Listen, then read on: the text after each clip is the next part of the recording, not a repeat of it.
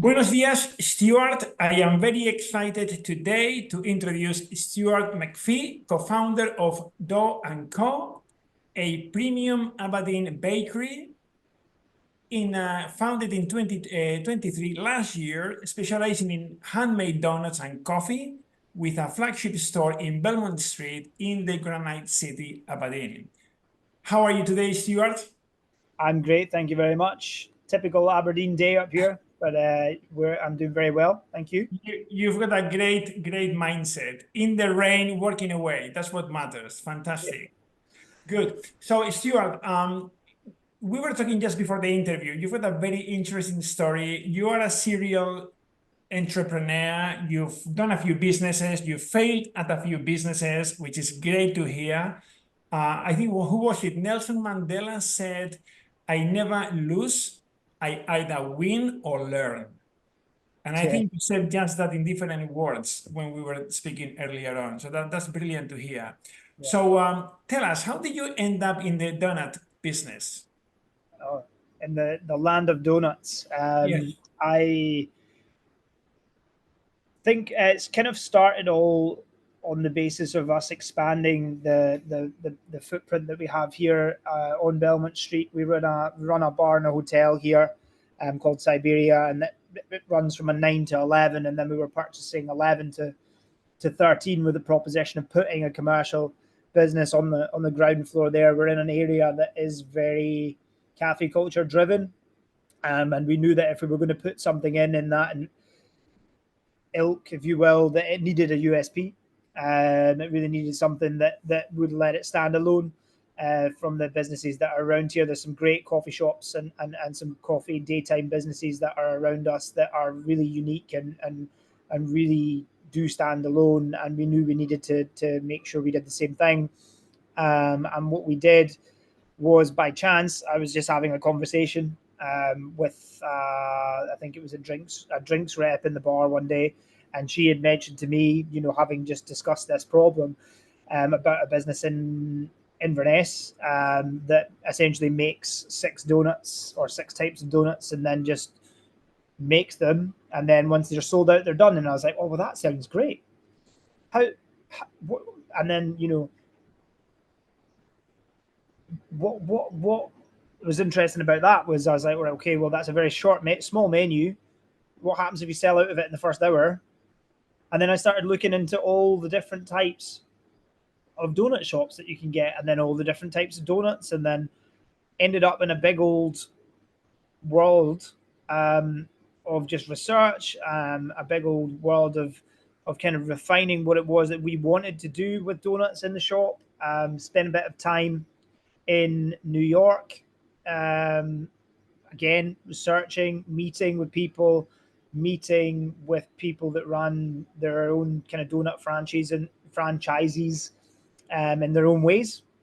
Loads of different processes, loads of different ideas. And then we kind of put that all in and figured out how it would be that we would open this coffee shop. Is essentially a coffee shop with a side of donut retail theater, in that you can see our production line, you can see our process. Our process is very simple. We have a mix that we create. You take 3 kilograms of that mix, combine it with half water, put it in a planetary mixer, mix it on the first speed setting for 1 minute, the second speed setting for 2 minutes, put it in a dispenser above a conveyor fryer, and then in about a minute and 120 seconds, you get 60 seconds cooked on one side, 60 seconds cooked on the other side, and you've got a donut. And then we take it from there. And we take it over to, essentially, we've got a bain-marie, which keeps all our icings workable, all our toppings workable, and we top it right in front of you. We've got a menu of about 24 different toppings. We're always being very creative around key dates, like Easter just passed, for example. So it is a business that allows us to be very flexible. It's a low cost base. The biggest challenge we have is how we grow it. and trying to do that in a strategic fashion, because very much at the start I didn't know what it was capable of, and now that I do know what it's capable of, is doing things kind of step by step. Brilliant. What? So you said coffee shop, Yeah, and donuts is the USP, right? So do you consider yourself a donut shop, a coffee shop, or I would class us as a donut shop, coffee? for sure.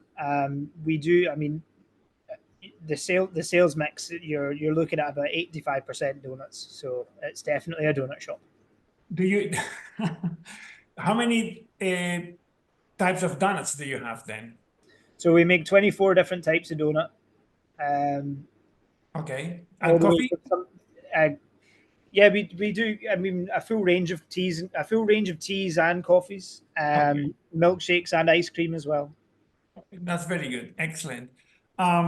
So what's been the well, you mentioned that your main challenge here is how you grow it. Yeah, how you grow it.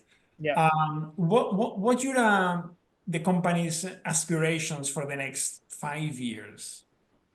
I think for the long term aspiration for the business is to turn it into a franchisable concept, so that it can grow.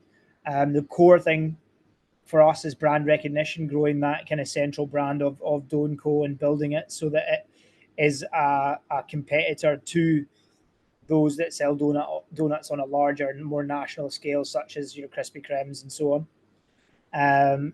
It does have, to me, it does have the potential to do that.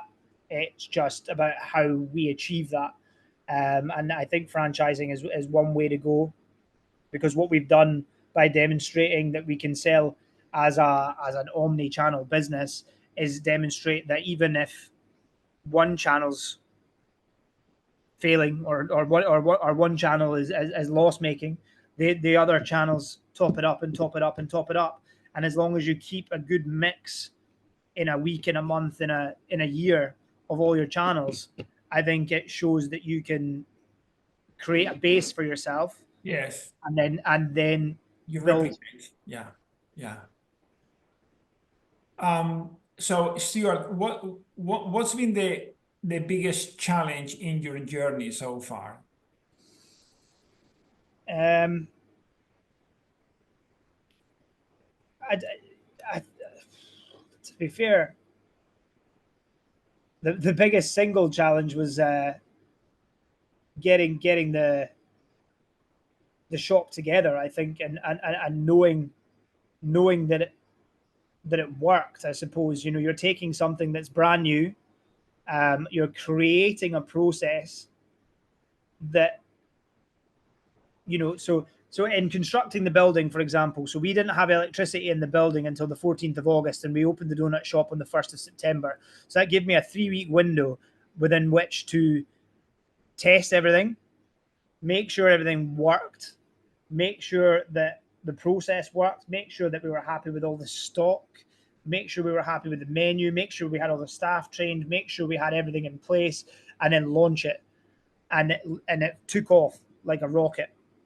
And that kind of period of time, the focus, the necessary drive to make sure that all the boxes were ticked, before we opened, and then after that to execute the plan of launching something as successfully as we did launch it.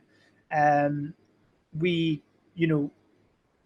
deserve to give ourselves a big pat on the back for that. To be honest, we've taken something from zero Correct. to where it is now.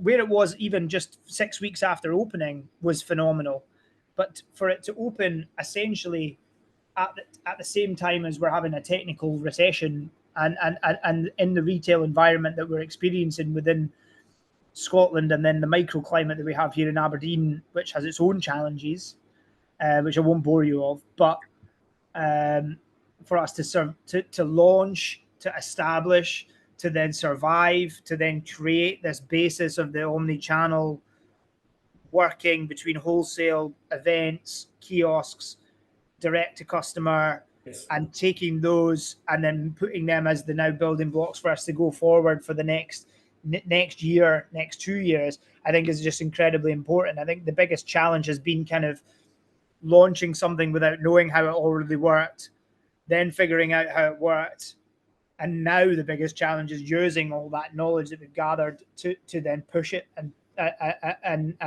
then essentially just relaunch it, if you will, into everybody's consciousness. Brilliant. Have you had a baptism of fire? Some entrepreneurs, they say, you know, and that was my baptism of fire. Have you had one of those? Yeah. Yeah, I mean, I think I've had a few.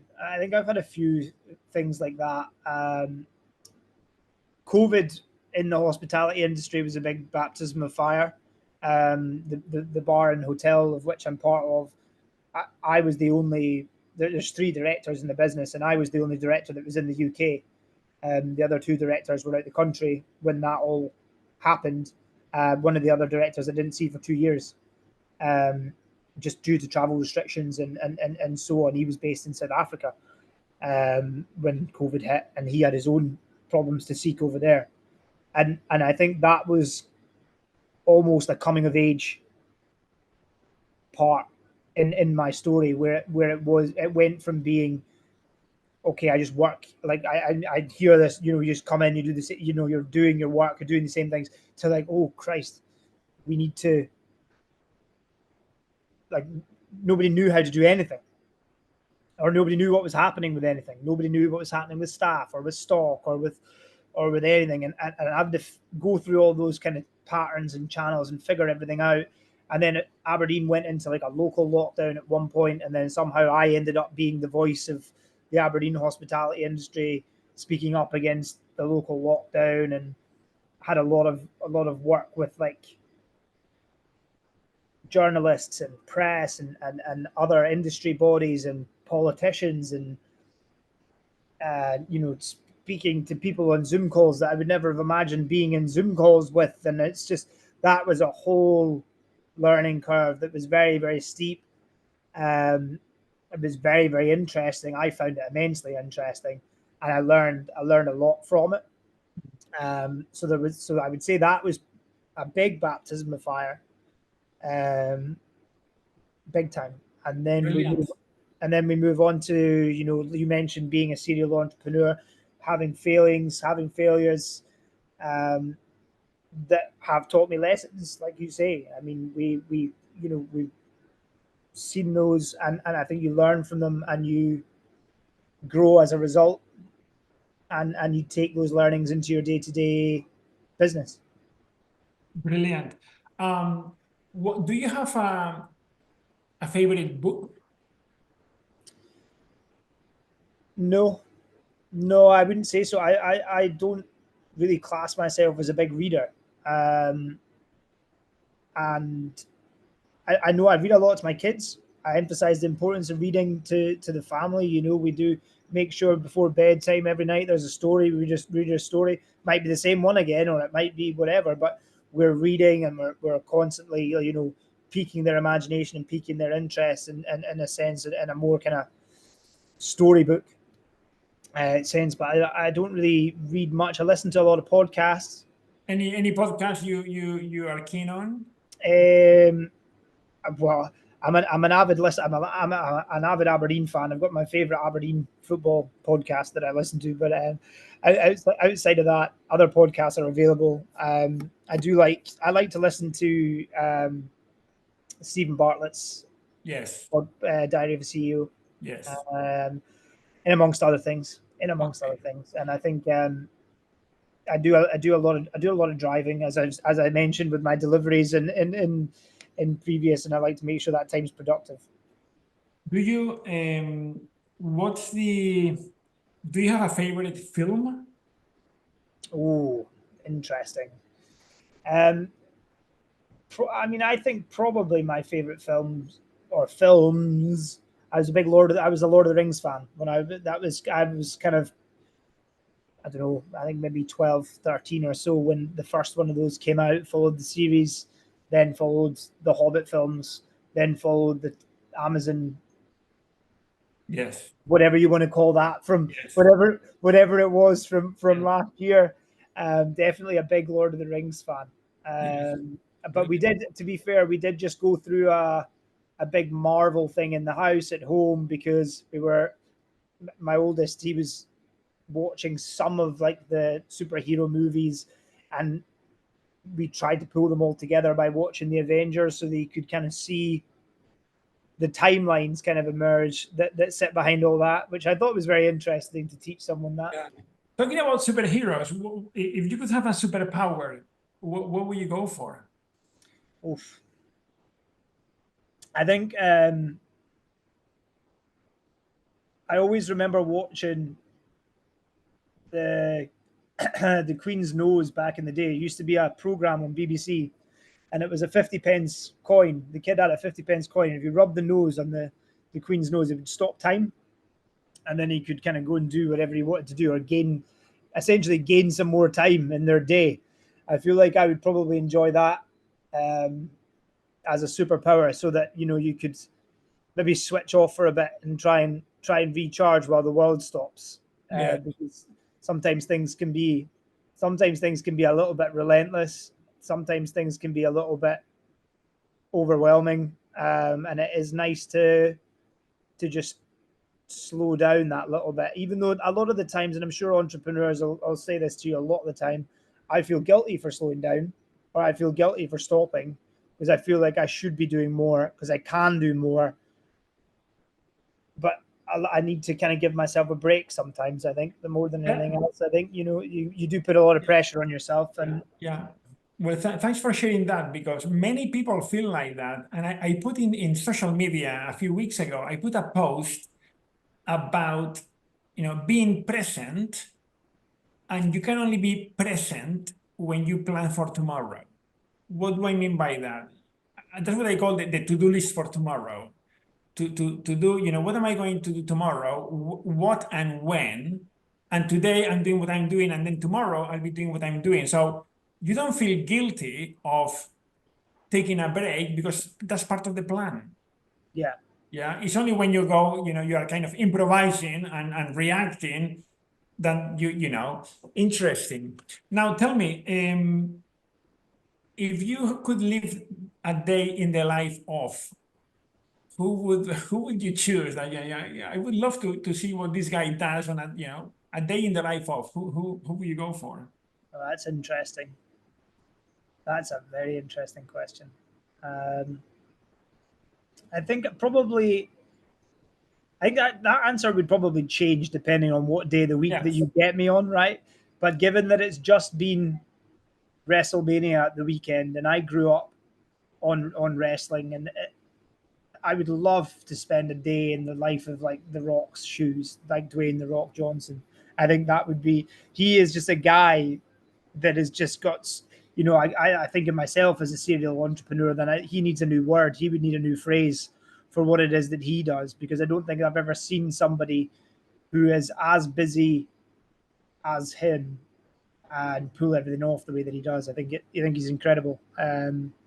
Would certainly say him. He gets my vote for today. But maybe if you'd asked Yes. me a few days ago, it Yes. might have been someone else. I don't know. Yes. Another day could be the Aberdeen United, manager or whatever. Yeah. Great. Okay, well, that was amazing, really, Stuart. What would you say, people watching this recording, two things. The first is, what would you advise to your 18-year-old self? Mm-hmm. What would I advise to my 18-year-old self? Um, just never give up. Probably as simple as that. What's meant for you will not go past you, and make sure and trust in yourself, and trust what it is that you think is right, and it will go right for you. That's generally been my rule of thumb. I mean, even with the things that have failed, there will have been a reason, or or or whatever, why they have, and you take the lessons from that. Brilliant. And do you have any offers or news you would like to share with people watching this?